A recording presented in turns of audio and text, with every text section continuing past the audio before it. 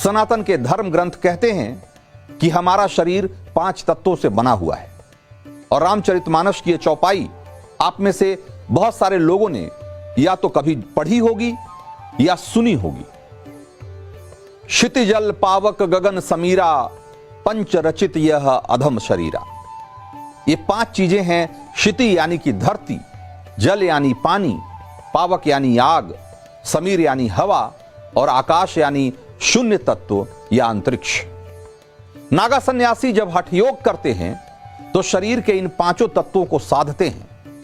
जहां इनकी मात्रा भरपूर होती है वहीं जाकर साधना करते हैं या वैसा माहौल बना लेते हैं जैसे कि अग्नि तत्व को साधने के लिए जेठ की तपती दोपहरी में पंचाग्नि साधना की जाती है। 45 दिनों तक चारों तरफ आग सुलगा कर रहते हैं नागा साधु। और जल तत्व को साधने के लिए जलधारा या झरने के नीचे हठ योग किया जाता है जिसमें जल माथे पर लगातार गिरता रहता है। धरती तत्व को साधने के लिए जमीन के अंदर समाधि लगाई जाती है और आकाश तत्व को साधने के लिए पहाड़ की चोटियों पर ध्यान हठ योग करना होता है। वायु तत्व को साधने के लिए बंद गुफाओं में हठ योग करना होता है। खेचरी मुद्रा की साधना करनी पड़ती है। नागा सन्यासियों के लिए खेचरी मुद्रा को साधना अनिवार्य होता है क्योंकि इसे साधने वाला भूख और प्यास दोनों पर काबू पा लेता है। नागा सन्यासियों की खेचरी मुद्रा साधना के बारे में मैं आपको आगे विस्तार से बताऊंगा। पहले उस क्रम को समझ लीजिए जिसे अच्छी तरह समझने के बाद ही नागा सन्यासी को हठ योग के अभ्यास का आदेश उनके गुरु देते हैं। तो हठ योग की साधना का वो क्रम है शरीर, मन और प्राण। हमारे लिए शरीर, मन और प्राण एक ही हैं।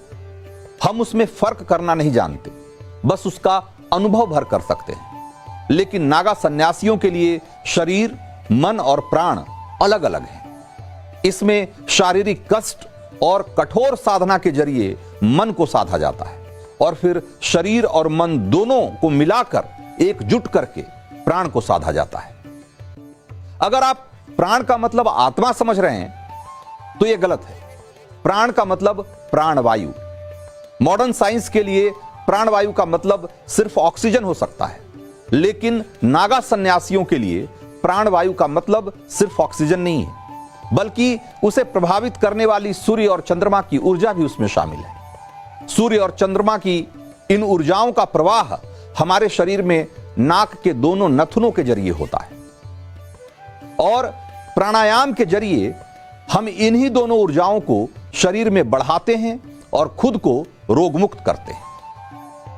जब हम दाहिने नाक से सांस लेते हैं और छोड़ते हैं तो हमारे शरीर में सूर्य की ऊर्जा प्रवाहित होती है और जब हम बाईं नाक से सांस लेते हैं तो हमारे शरीर में चंद्र ऊर्जा प्रवाहित होती है। नागा सन्यासी सांस के साथ आने वाली इन दोनों ऊर्जाओं को साधते हैं और श्वास के जरिए सूर्य चंद्र दोनों की ऊर्जा एक साथ शरीर में आए इसका अभ्यास करते हैं। कठिन अभ्यास से नागा सन्यासी और योगी वो स्थिति हासिल करते हैं जब दोनों सांस एक साथ चलने लगती है। योग की भाषा में इसे सुषुम्ना कहा जाता है।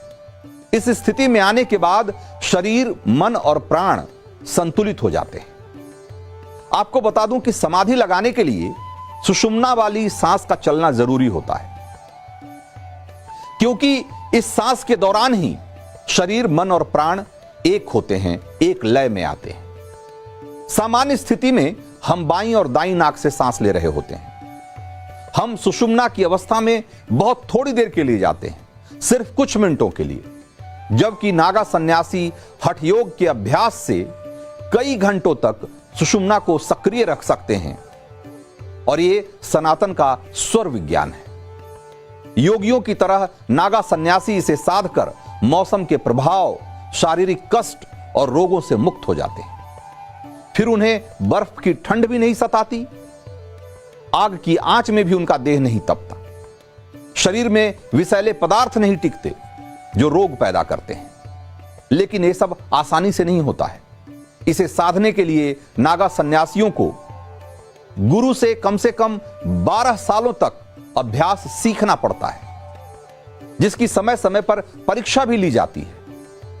और तब तक परीक्षा ली जाती है जब तक नागा सन्यासी इस पर पूरी तरह काबू नहीं पा लेते हैं।